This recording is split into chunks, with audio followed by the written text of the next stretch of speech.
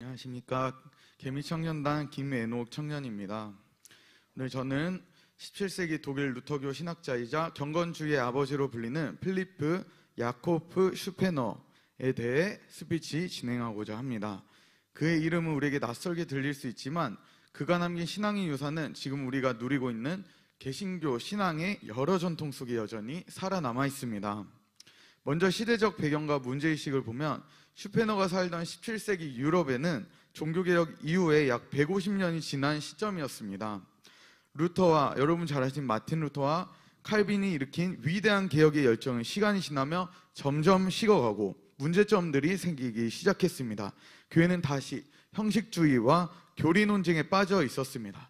루터교 교회는 외형적으로는 안정되어 보였지만 신앙은 점점 머리로만 믿는 이성적인 신앙으로 살아가는 열매 맺지 못하는 신앙으로 변질되어 있었습니다. 목사님들 하나같이 교리로 논쟁하기를 원했고 성도들은 예배에 참여했지만 하나님과의 인격적인 관계보다는 공동체적인 사랑의 실천은 사라지고 있었다는 것입니다. 그래서 우리가 슈페너의 신앙을 보면은 단지 우리가 신앙의 지식으로 머물러서 안 된다, 그런 문제의식을 제시하게 됩니다. 슈페너는 1635년 독일의 알자스 지방에 있는 린다우라는 곳에서 태어났습니다. 어린 시절부터 학문과 신학 모두의 열정이 있었던 그는 바젤과 스트라스부르크에서 신학을 공부하면서 루터교 신학의 전통을 철저하게 배웠습니다.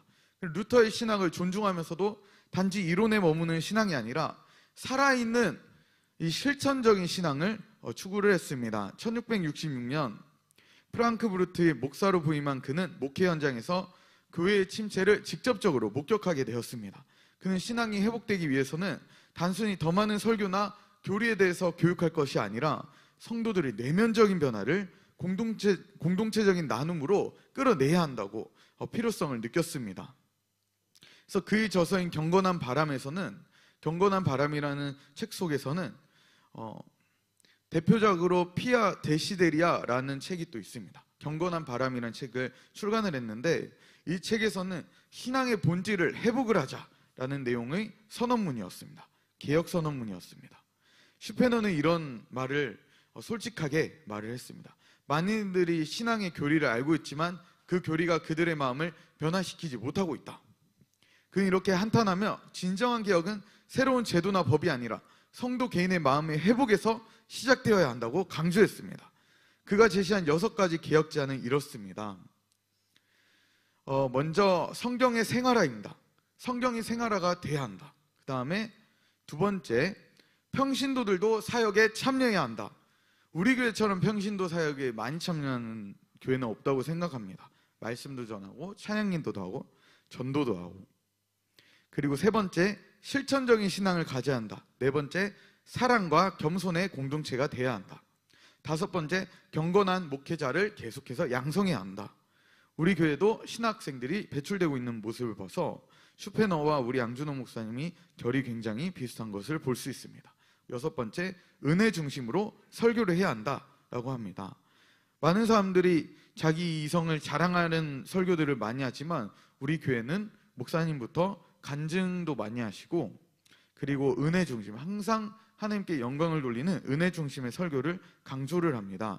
이 6가지는 지금으로서는 어떻게 보면 당연한 것처럼 느껴지지만 그 당시에는 정말 혁명적이었던 그런 실천적이었던 내용이었던 것입니다. 그리고 나서 이 슈페너가 했던 것은 경건 모임을 창설했습니다. 이 모임은 당시로서는 매우 새로운 형태였습니다. 왜냐하면은 지금 마치 우리가 양준호 목사님과 대화하는 것처럼 사경의 형식에 목사와 평신도가 함께 모여서 성경을 읽고 자신의 삶도 나누고 서로를 위해서 기도까지 해주는 그런 형태였습니다. 어떤 직이나 신분보다는 신앙의 진정성이 더 중요한 그런 공동체를 만들었다는 것입니다. 그것이 결국 경건 모임이 독일 전역으로 확산이 되었고 경건주의 운동으로 발전까지 했습니다. 후에 이 운동은 루터교뿐 아니라 개신교 전체의 영성에 지대한 영향을 미쳤습니다. 그래서 경건주의 확산과 영향이 어떻게 되었는가? 슈페너의 제자 중에 특히 아우구스트 헤르만 프랑케라는 자가 있습니다. 프랑케는 슈페너의 사상을 이어받아서 할례대학을 중심으로 신앙과 교육, 사회봉사를 결합한 실천적 신앙운동을 전개했습니다. 그는 고아원도 세우고 학교와 병원을 설립하며 신앙이 사회 속에서 어떻게 구현될 수 있는지를 보여주었습니다. 이러한 경건주의의 정신을 18세기 영국의 요한 웨슬리에게도 큰 영향을 줘서 감리교까지 창설하는 감리교 운동의 중요한 신학적 뿌리를 만들어 주었던 것입니다. 신학적 평가와 현대적 의미로 보면은 물론 슈페너의 경건주의는 당시 일부 학자들이 봤을 때는 너무나 비판적인 내용들이 많았습니다. 경건주의가 너무 감성적이다. 교리의 중요성을 너무 악화시키는 거 아닙니까? 이런 우려들이 있었습니다. 그렇지만 슈페너는 결코 그 교리를 부정하진 않았습니다. 그는 오히려 루터의 신학에 존중하면서 열심히 공부를 했고 교리를 삶으로 완성해야 한다고 말했습니다. 그의 신학은 지식과 삶, 진리와 사랑을 통합하려는 그런 시도였습니다. 오늘날 우리는 다시금 슈페너의 목소리에 귀를 다시 기울일 필요가 있습니다. 교회가 프로그램과 시스템에만 너무 집중하면서 신앙의 본질을 잃어버리고 있는 건 아닌지, 슈페너는 이렇게 말했습니다. 교회의 참된 개혁은 제도에서 시작되지 않는다. 오직 하나님의 말씀과 그 말씀에 순종하는 한 사람의 경건한 삶에서 시작된다라고 말씀했습니다. 300년이 지나도 지금 여러분 와닿지 않으십니까? 결론을 짓겠습니다.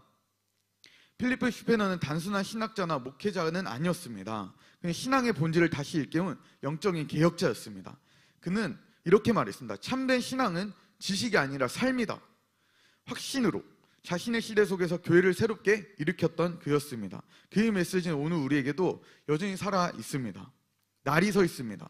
오늘날 교회가 다시 생명력을 회복하기 위해서는 제도나 형식보다 하나님의 말씀으로 돌아가고 뿐만 아니라 말씀을 삶으로 실천하는 것이 너무 필요하다 생각이 듭니다.